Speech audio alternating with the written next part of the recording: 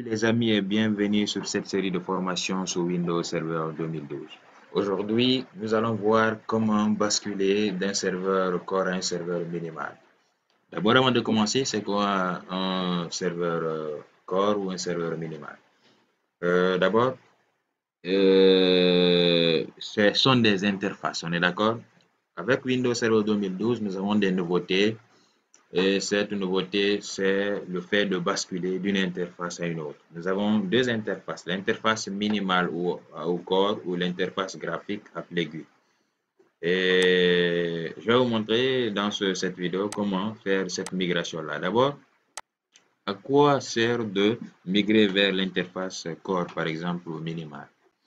Aujourd'hui, avec cette nouveauté-là, nous pouvons alléger notre système, le sécuriser. Lorsque nous migrons de l'interface graphique vers l'interface core, on a, c'est-à-dire cette optimisation de notre espace de stockage. On est d'accord? Là, on enlève le bureau, on enlève le PowerShell et nous avons que l'invite de commande. On est d'accord?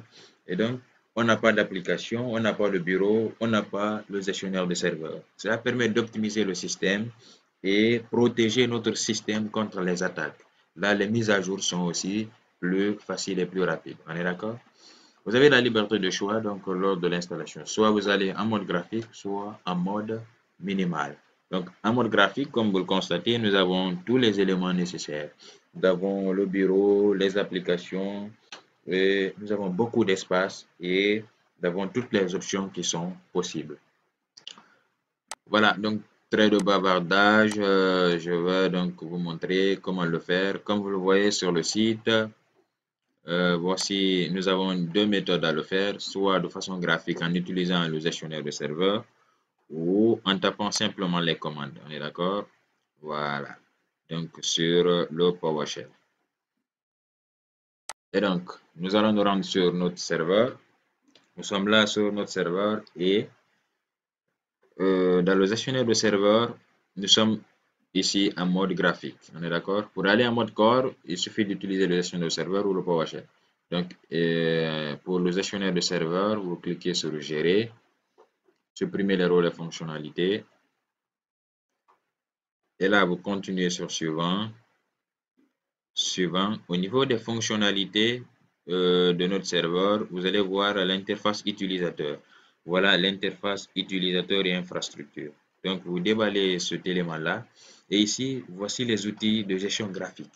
Donc, lorsque vous décochez cet élément, on est d'accord, vous le décochez et vous décochez le shell graphique, vous pouvez automatiquement aller en mode graphique, en mode core. Donc, il suffit de réinstaller votre machine et vous allez directement en mode core. Vous pouvez enlever l'interface graphique et laisser aussi le PowerShell. C'est à vous de voir. Donc, vous décochez les deux, vous cliquez sur suivant jusqu'à la fin. Et moi, je vais vous montrer ici la méthode avec les commandes. Donc, voici PowerShell qui est là. Vous l'exécutez en tant qu'administrateur. OK? Et là, vous pouvez taper la commande. La commande est un peu longue, donc accrochez-vous. Ici, nous désinstallons les éléments, on est d'accord? Donc, au lieu de mettre install, on met un install. Donc, vous mettez une install, Windows Feature, OK, server GUI shell. Donc, on enlève d'abord le PowerShell. Server GUI, on va enlever d'abord le bureau et ses infrastructures. Donc, MT, Management Infra. Virgule, donc server GUI shell, on va enlever maintenant le PowerShell. Et on va mettre ce qu'on appelle une commande pour redémarrer notre serveur. Ensuite, on valide par entrée. Et voilà, donc, le démarrage de la suppression. On va aller jusqu'à 100% et automatiquement, notre serveur va redémarrer. D'accord? Voilà. On va attendre quelques instants. Notre serveur va redémarrer. Et ensuite, nous allons continuer. Voilà, une fois les 100% atteint, notre serveur maintenant va redémarrer et vous allez voir que il ne va s'afficher que l'invite de commande. L'interface donc est noire, le bureau a disparu, le PowerShell a disparu et il faut être donc, disons, un vrai gestionnaire, un vrai administrateur système pour manipuler le serveur. Donc voilà l'une des importantes. C'est sécurisé et c'est pas à la portée de n'importe qui. On est d'accord? Voilà. Donc le serveur va redémarrer, on va se reconnecter, vous allez voir, et on a la possibilité aussi de quitter de mode corps en mode graphique. Donc voilà, c'est ça. Là, on va se connecter et vous allez remarquer le changement qu'on a effectué.